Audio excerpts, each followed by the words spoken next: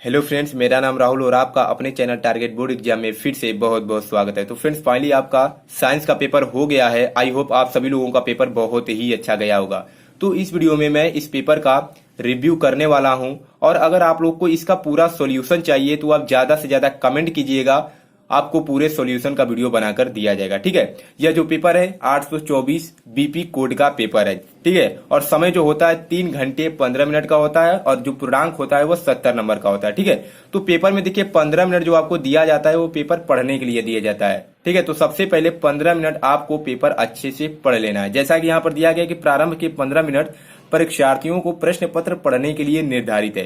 तो इसमें जितने सारे निर्देश दिए गए हैं आपको सबसे पहले उन्हें अच्छे से पढ़ लेना है, तभी पेपर को हल करना है। अब यहां से आता है खंड क। ठीक है, तो खंड क में पहला क्वेश्चन है कि एक गोलीय दर्पण की वक्रता त्रिज्या 30 सेंटीमीटर है, इसकी फोकस दूरी होगी। बहुत ही ज्यादा इजी क्वेश्चन। ठीक है, अगला प्रश्न है हमारा कि किसी वस्तु का आभासी सीधा और बड़ा प्रतिबिंब प्राप्त करने के लिए वस्तु को उत्तल लेंस के सामने रखते हैं। कहां पर रखते हैं यह आपको बताना है। अगला प्रश्न है कि वैद्युत ऊर्जा का मात्रक है। बहुत ज्यादा इजी क्वेश्चन है।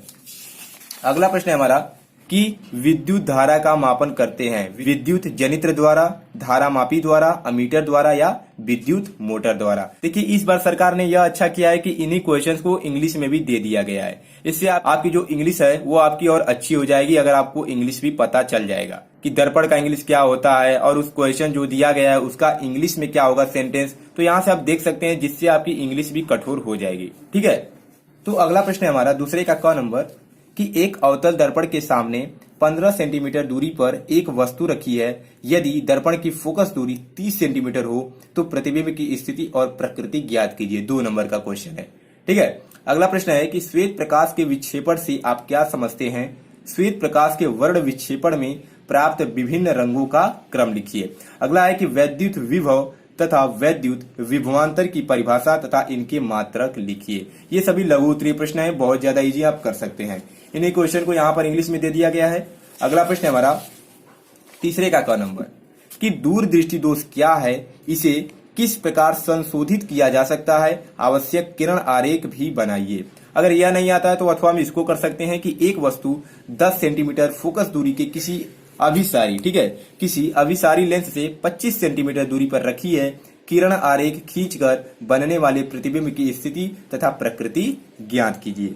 ख क्वेश्चन है कि एक तार के सिरों पर 1.5 वोल्ट विभवांतर लगाने पर 0.5 एम्पियर वैद्युत धारा प्रवाहित होती है। यदि तार की लंबाई 3 मीटर और अनुप्रस्थ काट का जो क्षेत्रफल है, ठीक है, वह 6 × 10⁻⁻6 मीटर स्क्वायर हो तो इसके प्रतिरोधकता की भी गणना कीजिए। तो अगर आपको प्रतिरोधकता का सूत्र याद होगा तो आप इस क्वेश्चन को हल कर सकते हैं, क्योंकि इनमें सभी का मान दे दिया है, सिर्फ आपको सूत्र रख देना है और सभी के मान वहां पर उठाकर रख देना है। ठीक है, अथवा हम इसको कर सकते हैं कि 3 प्रतिरोध R1, R2 तथा R3 परस्पर समांतर क्रम में जुड़े हैं, इनके तुल्य प्रतिरोध के लिए व्यंजक प्राप्त कीजिए। ठीक है, अगला प्रश्न है हमारा कि नामांकित आरेख खींचकर किसी वैद्युत मोटर का सिद्धांत एवं कार्यविधि स्पष्ट कीजिए। मैंने आपको बताया था कि ऐसे क्वेश्चन जो होते हैं ये हर साल पूछे जाते हैं। ठीक है, अथवा हम इसको कर सकते हैं कि 2 बल्ब जिनमें से एक पर 100 वाट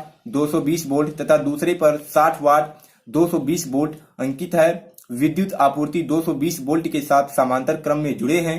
विद्युत मेंस से कितनी धारा ली जाएगी, प्रत्येक बल्ब का प्रतिरोध, उनका तुल्य प्रतिरोध तथा उनसे ली गई अलग अलग धारा का मान बताइए। ठीक है, तो आप इस क्वेश्चन को भी हल कर सकते हैं या आप थ्योरी वाले क्वेश्चन को भी हल कर सकते हैं। तो मैं तो कहूंगा कि आप लोग न्यूमेरिकल वाले क्वेश्चन को ही हल कीजिए, क्योंकि इसके आपको पूरे के पूरे नंबर दिए जाते हैं, और इसको हल करेंगे तो आपका समय भी बहुत ज्यादा लगेगा और पूरे के पूरे नंबर भी जल्दी नहीं दिया जाता है। ठीक है, अगला प्रश्न है हमारा, यहाँ पर देख सकते हैं, अब आता है खंड ख, जो कि होता है रसायन विज्ञान। तो इसमें पहला क्वेश्चन है कि कार्बन परमाणु की संयोजकता है। बहुत ही इजी क्वेश्चन है। ठीक है, कैल्शियम फॉस्फेट का सूत्र है।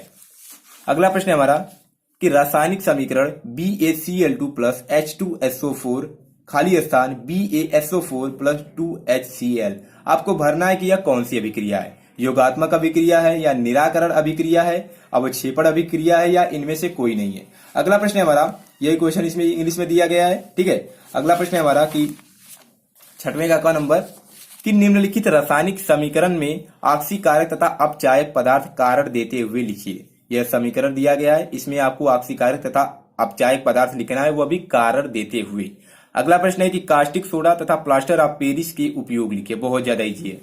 अगला है कि मेंडलीव की आवर्त सारणी की किन्हीं दो उपयोगिताओं का उल्लेख कीजिए। ठीक है, अब देखिए यहाँ पर एक क्वेश्चन है कि निम्नलिखित कार्बनिक यौगिकों का आईयूपीएसी पद्धति में नाम लिखिए। तो इसमें आपको दो यौगिक दिए गए हैं, कार्बनिक यौगिक, आपको बताना है कि इनका आईयूपीएसी नाम क्या है। एक एक नंबर के क्वेश्चन है।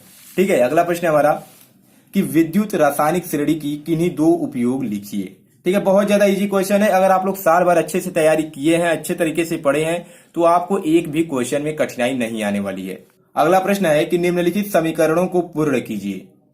CH3COOH प्लस NaOH क्या बनता है इसको मिलाने पर, या C2H5OH प्लस Na इसको मिलाने पर क्या बनता है। तो आपको बताना है कि जब इसकी अभिक्रिया इससे हो रही है तो आखिर हमारा जो उत्पाद बन रहा है तो वो क्या बन रहा है। ठीक है, अगर यह नहीं आता है तो अथवा हम इसको कर सकते हैं, प्रतिस्थापन अभिक्रिया पर टिप्पणी लिखना है, सजातीय श्रेणी हो गया, दहन अभिक्रिया हो गया, या स्टरीकरण हो गया, इन सभी पर आपको टिप्पणी लिखना होगा। ठीक है, अगला प्रश्न हमारा यहाँ पर देख सकते हैं। अब आता है खंड ग, जो कि होता है जीव विज्ञान। इसमें पहला क्वेश्चन है कि क्लोरोफिल अवशोषित करता है। बहुत ज्यादा इजी है।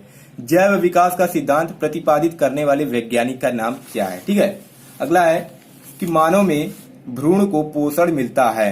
निम्नलिखित में से कौन विषमपोषी नहीं है, फफूंदी, फीताकृमि, ईस्ट या मनी प्लांट। ठीक है, अगला प्रश्न हमारा यहाँ पर देख सकते हैं कि डायाफ्राम क्या है, यह कहाँ पाया जाता है।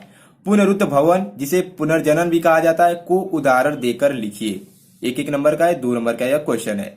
विषमपोषी पोषण क्या है, इसका एक उदाहरण दीजिए। ठीक है, अगला प्रश्न है 11 नंबर का क कि मानव के नर जनन तंत्र का एक नामांकित चित्र बनाइए, अथवा आवृत बीजी एंजियोस्पर्म पुष्प के स्त्री केसर के अनुदैर्ध्य काट का एक नामांकित चित्र बनाइए। ठीक है, 4 नंबर का क्वेश्चन है। अगला है 6 नंबर क्वेश्चन कि किन्हीं दो पर संक्षिप्त टिप्पणी लिखिए। विरकाणु, जिसे नेफ्रॉन कहा जाता है, सौर ऊर्जा और प्राकृतिक संसाधन। तो किन्हीं दो पर आपको टिप्पणी लिखना है, अथवा किन्हीं दो पर संक्षिप्त टिप्पणी लिखिए। वायवीय श्वसन, मानव हृदय में रुधिर प्रवाह, या वन प्रबंधन। तो इसमें से आप 2 पर टिप्पणी लिख सकते हैं, या इसमें से 2 पर आप टिप्पणी लिख सकते हैं। ठीक है, अगला प्रश्न है कि एक आवृत बीजी, यह दीर्घ उत्तरी प्रश्न है, एक आवृत बीजी एंजियोस्पर्म पौधे के नर जननांगों का वर्णन कीजिए, अथवा मानव में लिंग निर्धारण की विस्तार से व्याख्या कीजिए। यह 7 नंबर का क्वेश्चन है। इस क्वेश्चन का आंसर आपको कम से कम एक पन्ना में देना होगा। ठीक है, तो पेपर ज्यादा कठिन नहीं था। आप साल भर तैयारी किए हैं तो आपका पेपर बहुत ही अच्छा गया होगा। और अगर आपको इसका सॉल्यूशन चाहिए, पूरे पेपर का सॉल्यूशन चाहिए, तो ज्यादा से ज्यादा आप कमेंट कीजिए, पूरे पेपर का आपको सॉल्यूशन दिया जाएगा। ठीक है, तो चलिए मिलते हैं नेक्स्ट वीडियो में। Thanks for watching this video. जय हिंद, जय भारत।